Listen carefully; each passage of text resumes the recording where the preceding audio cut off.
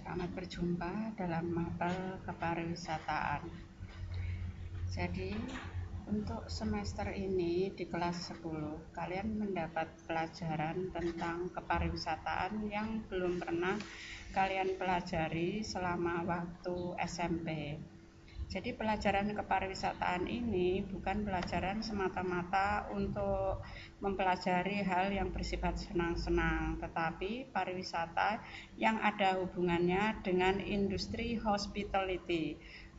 Industri hospitality itu artinya adalah industri pelayanan. Jadi ada hubungannya dengan keramatamahan dan juga ada hubungannya dengan bidang-bidang yang lain seperti ekonomi, bisnis, lingkungan hidup, dan sebagainya. Hal yang pertama yang kita pelajari adalah mengenai sejarah perjalanan manusia dan pengertian pariwisata secara umum. Nah, sejarah perjalanan manusia pada awalnya melakukan perjalanan bukan untuk rekreasi, bukan untuk berdagang, tetapi untuk memenuhi kebutuhan hidupnya. Pada zaman dahulu, manusia purba seperti pada gambar ini, mereka berpindah-pindah tempat atau disebut juga dengan nomaden. Jadi ketika mereka berpindah-pindah di tempat itu, tujuannya untuk mengumpulkan makanan, mencari sumber air, mencari binatang buruan, kemudian mencari tempat tinggal yang lebih baik seperti goa-goa dan sebagainya. Jika tempat yang mereka tinggali tersebut habis bahan makanannya, mereka bisa pindah ke tempat lain. Jadi pada saat itu mereka tidak mengenal bercocok tanam. Jadi budaya atau teknologi bercocok tanam itu belum mereka kenal. Ketika sumber makanan atau tanaman-tanaman yang mereka makan itu habis, mereka harus pindah. Kemudian awal dimulainya perjalanan untuk tujuan berperdagangan itu dilakukan oleh bangsa Sumeria. Jadi bangsa Sumeria ini adalah bangsa yang pertama menemukan uang. Kenapa mereka mulai berdagang? Karena mereka mulai mengenal alat pertukaran atau alat transaksi, yaitu uang. Pada awalnya mereka untuk memenuhi kebutuhannya saling tukar-menukar, disebut dengan barter. Jika si A membutuhkan beras dan memiliki ikan, si B membutuhkan ikan dan memiliki beras, mereka akan bertukar. Tetapi hal itu akan menimbulkan kesulitan karena tidak semua orang memiliki apa yang mereka perlukan. Jadi mereka akhirnya menemukan suatu alat pertukaran yang disebut dengan uang. Uang tersebut pada awalnya itu bukan uang kertas ya, tetapi berupa koin. Jadi Sumeria itu di sekitar Babilonia di daerah Timur Tengah di sana. Itu terjadi tahun 4000 sebelum Masehi. Kemudian setelah mereka mengenal perdagangan, mereka melakukan perjalanan dari suatu tempat ke tempat lain, tidak hanya dengan menunggang kuda, tetapi juga dengan menumpang kapal ataupun perahu. Jadi mereka mulai berlayar dari satu pulau ke pulau yang lain atau dari suatu negara ke negara yang lain. Nah, traveler atau disebut juga penjelajah pertama yaitu orang yang melakukan penjelajahan di seluruh dunia yang tujuannya adalah untuk macam-macam. Yang pertama adalah mencari kemakmuran, kemudian menyebarkan agama atau kepercayaan, kemudian mereka juga mencari kemenangan, yaitu mencari daerah-daerah baru untuk didiami. Nah, traveler pertama adalah Marco Polo. Marco Polo itu telah menjelajah dari benua Eropa ke Tiongkok dan kembali ke Venesia. Jadi Eropa, dia berasal dari Venesia atau Venice, kemudian melakukan perjalanan ke Tiongkok.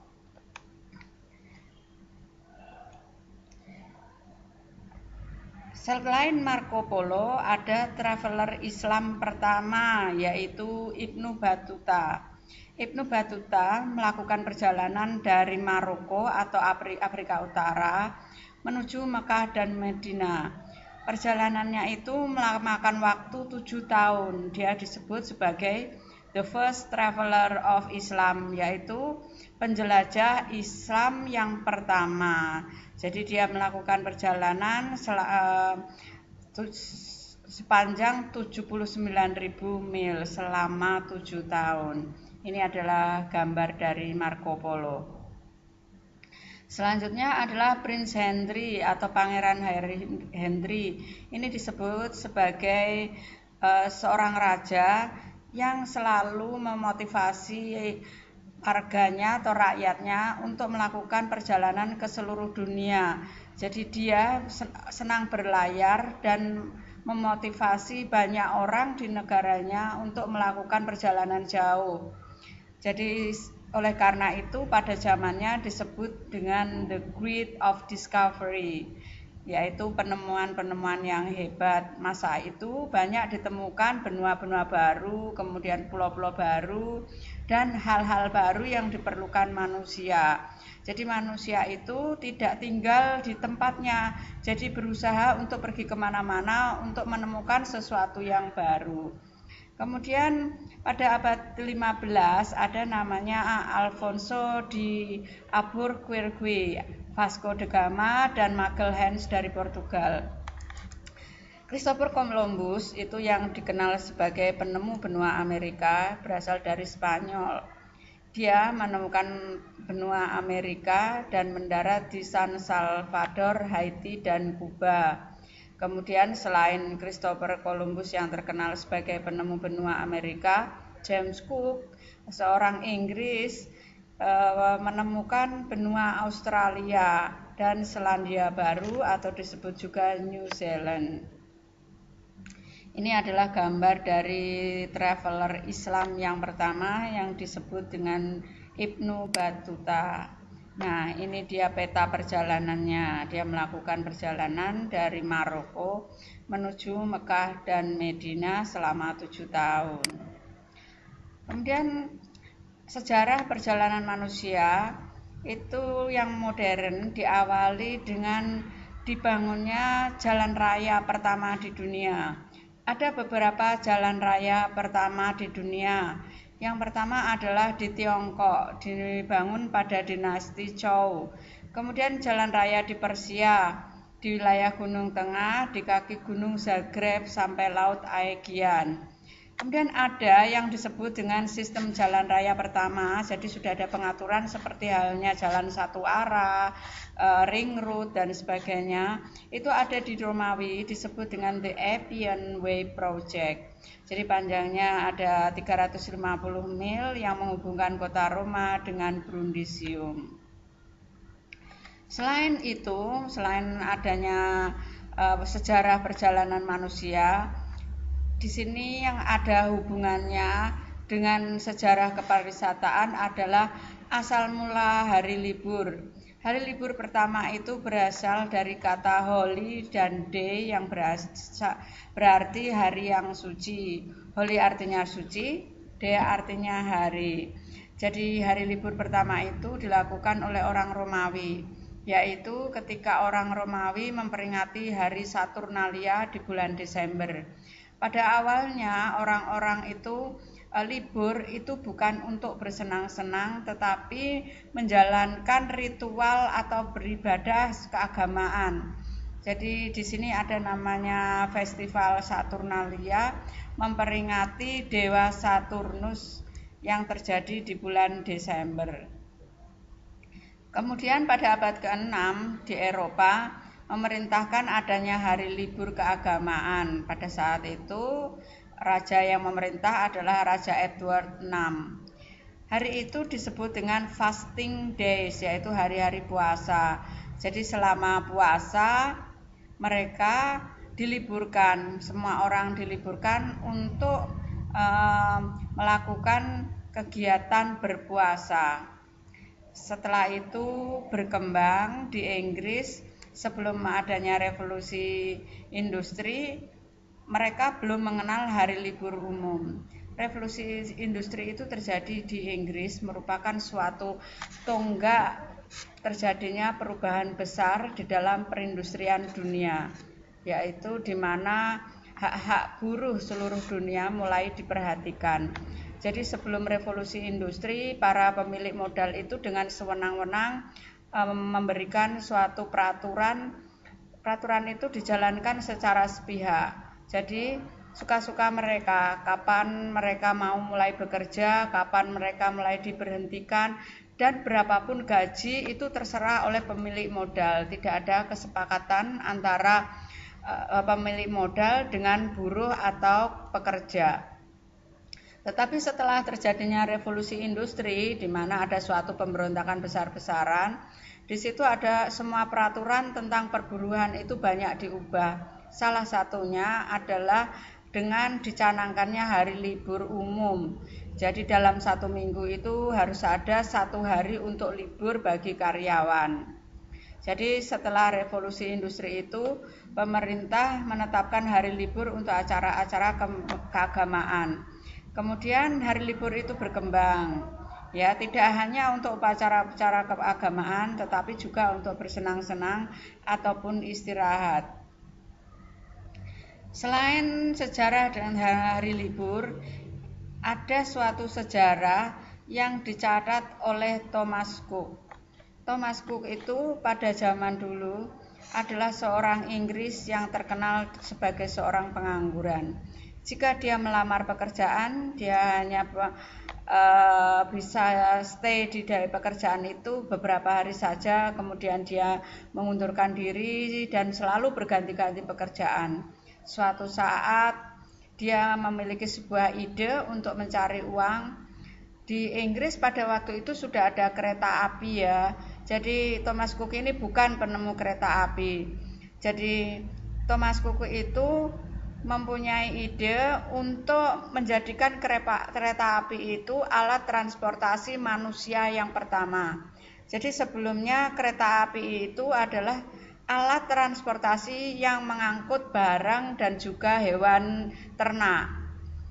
Jadi pada saat itu ketika orang-orang mau pergi nonton pertandingan sepak bola atau festival di kota lain, Thomas Cook itu memiliki ide bagaimana supaya orang-orang di desanya itu dikoordinir untuk naik ke kereta api yang dia sewa, kemudian dibersihkan, diberikan kursi, kemudian dia juga mengkoordinir untuk makan siang dan juga tempat tinggal di daerah tujuan.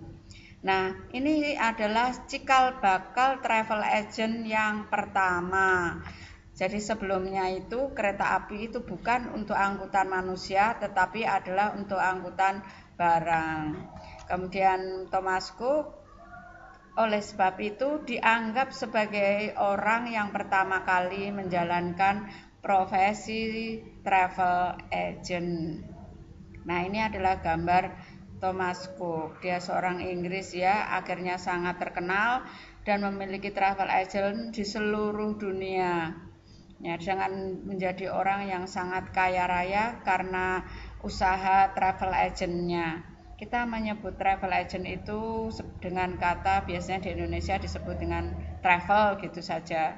Jadi travel itu mengkoordinir bis pariwisata pergi ke suatu tempat, penumpang itu hanya tinggal duduk, kemudian sampai dengan tujuan. Yang mengatur konsumsi, akomodasi dan sebagainya adalah pihak pengelola travel agent. Jadi semua itu diawali oleh Thomas Cook. Kemudian permulaan angkutan wisata. Angkutan wisata yang pertama itu berasal dari Hongaria yang disebut dengan coach. Jadi ada abad ke-15. Coach itu merupakan suatu gerobak tertutup. Sekarang terkenal dengan nama coach untuk angkutan wisata dan sering digunakan untuk dan dari ke airport. Coach ini bisa berupa semacam bis kecil, ya, untuk sekarang. Nah, kita beralih pada pengertian pariwisata. Di sini pariwisata itu sebagai suatu proses bepergian sementara dari seseorang atau lebih menuju tempat lain di luar tempat tinggalnya. Jadi inti dari pariwisata itu adalah bepergian. Nah, yang kita bahas ini adalah bepergian yang bagaimana? Tidak semua orang yang berpergian itu disebut berwisata. Dan tidak semua orang yang berwisata itu juga memiliki tujuan yang sama. Nah, ini pariwisata selain dia suatu kegiatan bersenang-senang, karena dia adalah industri yang sangat kompleks di seluruh dunia.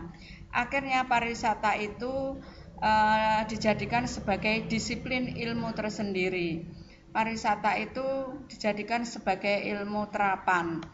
Diajarkan pada tahun 1920 di sebuah sekolah tinggi dagang, yaitu di Bern University dan St. Gallen University. Jadi kenapa pariwisata itu jadi satu mata kuliah di sekolah tinggi dagang? Karena memang ada hubungannya dengan ekonomi dan bisnis.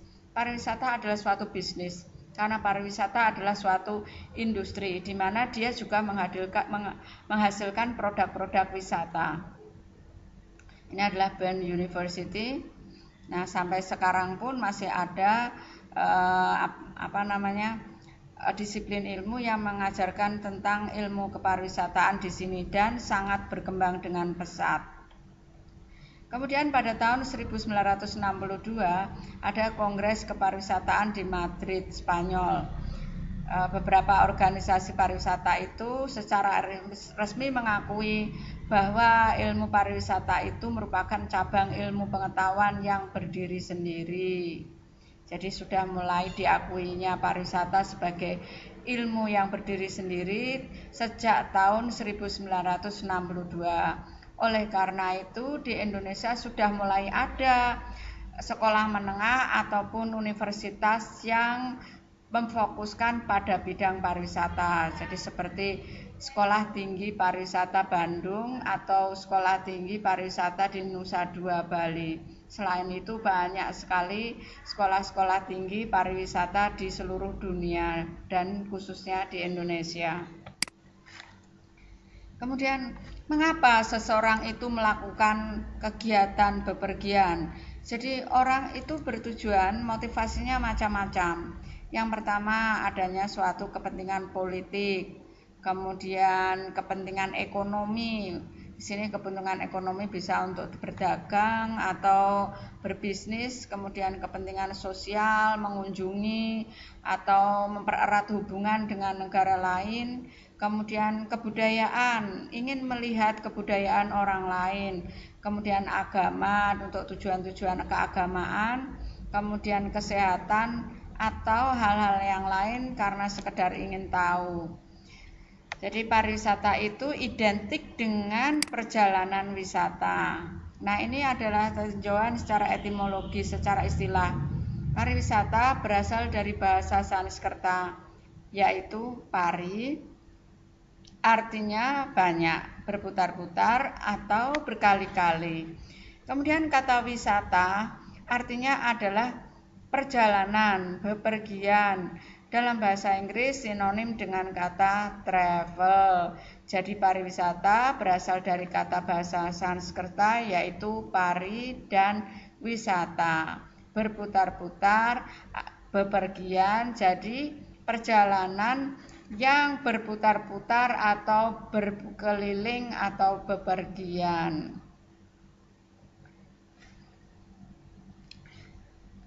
Oleh karena itu, pariwisata identik dengan kata tour dalam bahasa Inggrisnya. Jadi kalau kita melakukan tour, otomatis kita itu bepergian dari tempat asal kita atau tempat tinggal menuju ke tempat lain, kemudian kita berkeliling atau berputar-putar untuk melihat-lihat atau melakukan aktivitas tertentu. Di sini ada beberapa definisi pariwisata menurut para ahli. Yang pertama adalah dari seorang ekonom Austria yaitu Hermann V. Schuller. Jadi di sini dikatakan bahwa kepariwisataan adalah sejumlah kegiatan yang ada kaitannya dengan kegiatan perekonomian yang secara langsung berhubungan dengan masuknya, adanya pendiaman dan bergeraknya orang asing keluar masuk kota atau daerah atau negara. Kemudian dalam arti modern, pariwisata merupakan fenomena yang didasarkan atas kebutuhan kesehatan dan pergantian hawa, penilaian yang sadar dan menimbulkan cinta akan keindahan alam pada khususnya, dan bertambahnya pergaulan berbagai bangsa dan kelas masyarakat manusia sebagai hasil perkembangan perniagaan, industri, perdagangan, serta penyempurnaan alat pengangkutan. Nah, ini tidak usah saya bahas, nanti dibaca sendiri ya, karena banyak sekali definisi pariwisata itu dari berbagai macam para ahli. Nah, ini kalau menurut TAP MPRS nomor 1 dan 2 tahun 1960, kepariwisataan dalam dunia modern pada hakikatnya adalah suatu cara untuk memenuhi kebutuhan manusia dalam memberi liburan rohani dan jasmani setelah beberapa waktu bekerja serta mempunyai modal untuk melihat daerah lain atau negara lain. Jadi pariwisata itu adalah suatu alat di mana pariwisata itu untuk memenuhi kebutuhan untuk bersenang-senang. Di sini dikatakan bersenang-senang itu adalah kebutuhan rohani ya, melepaskan diri dari kepenatan. Kemudian bagaimana cara melepaskan diri dari kepenatan dan kejenuhan? Ya, melihat sesuatu yang berbeda. Sesuatu yang berbeda itu bisa didapatkan dengan cara dia harus bepergian ke tempat lain. Nah, ini intinya pengertian dari pariwisata. Nah, ini kesimpulan pariwisata adalah suatu perjalanan yang dilakukan untuk sementara waktu yang diselenggarakan dari suatu tempat ke tempat lain dengan maksud bukan untuk berusaha mencari nafkah atau di tempat yang dikunjungi, tetapi sementara untuk menikmati perjalanan tersebut guna pertamasyaan dan rekreasi atau memenuhi keinginan yang beraneka ragam. Jadi jika ada yang berpindah tempat atau bepergian tujuannya untuk bekerja, itu bukan berwisata, apalagi tujuannya di situ untuk menetap, bekerja dan menetap, bukan pariwisata. Ini dia faktor-faktor yang harus ada di dalam batasan pariwisata. Yang pertama, bahwa pariwisata itu harus dilakukan untuk sementara waktu. Jadi bepergian sementara ya, kemudian dia akan balik lagi ke tempat asalnya. Kemudian perjalanan itu dilakukan dari suatu tempat satu ke tempat yang lain. Kemudian perjalanan itu bagaimanapun bentuknya harus selalu dikaitkan dengan pertamasyaan atau rekreasi. Maksudnya tujuan dari bepergian itu memang untuk bersenang-senang. Meskipun awalnya tujuannya itu untuk melakukan rapat, meeting atau bisnis, tetapi di sela-sela kegiatannya itu dia harus bersenang-senang. Orang yang melakukan perjalanan tersebut tidak mencari nafkah di tempat yang dikunjungi. Jadi seperti halnya para TKI pergi ke luar negeri atau ke Malaysia, ke Arab, itu bukan berwisata. Mengapa? Karena mereka perjalanan itu tidak sementara. Jadi dia lama, mungkin bisa bertahun-tahun. Kemudian mereka itu bekerja, ya, dan tidak untuk bersenang-senang. Nah, ini ada dasar pengertian pariwisata yang lain. Pengertian wisatawan atau turis. Nah, kalau turis itu orang yang bepergian untuk sementara waktu, ya sekurang-kurangnya 24 jam. Maksudnya adalah minimal 24 jam. Jika kurang dari 24 jam bukan disebut sebagai wisatawan, tetapi disebut sebagai pelancong atau ekskursionis. Batasan kurang dari 24 jam itu dilakukan oleh IOTO, the International Union of Official Travel Organization. Jadi organisasi travel internasional. Jadi organisasi travel agent internasional. Kemudian ini adalah pengunjung atau visitor, setiap orang yang datang ke suatu negara atau tempat tinggal lain, dan biasanya dengan maksud apapun kecuali untuk melakukan pekerjaan yang menerima upah. Jadi kalau misalnya seseorang pemuka agama pergi ke daerah lain, misalnya seorang pemuka agama melakukan ceramah ke Hong Kong, kegiatan itu bukan kegiatan pariwisata, jadi visanya bukan visa pariwisata atau visa kunjungan, tetapi termasuk dia sudah bekerja. Demikian sekilas mengenai pariwisata. Next time saya akan menerangkan mengenai industri pariwisata. Jadi ini masih tentang pengertian dasar dari pariwisata itu sendiri. Kalian harus tahu dan paham apa itu pariwisata, ya. Kemudian unsur-unsur pokok di dalam pariwisata itu apa saja, apa yang disebut dengan wisatawan atau turis, apa yang disebut dengan pelancong. Kemudian syarat-syarat berwisata itu apa saja. Kemudian bagaimana sejarah dari perjalanan manusia. Sejarah perjalanan manusia itu mulai dari alasan yang berkembang mengapa manusia itu melakukan perjalanan. Yang pertama, untuk memenuhi kebutuhan hidup. Yang kedua, untuk berdagang. Yang ketiga, di zaman modern adalah untuk bertamasya atau melakukan kegiatan wisata. Demikian anak-anak, tolong materi ini jika kalian malas untuk membacanya, dengarkan saja ulasan saya. Tolong dipelajari betul, nanti saya akan beri materi lagi. Kali ini tidak saya beri tugas untuk minggu ini. Terima kasih, selamat siang.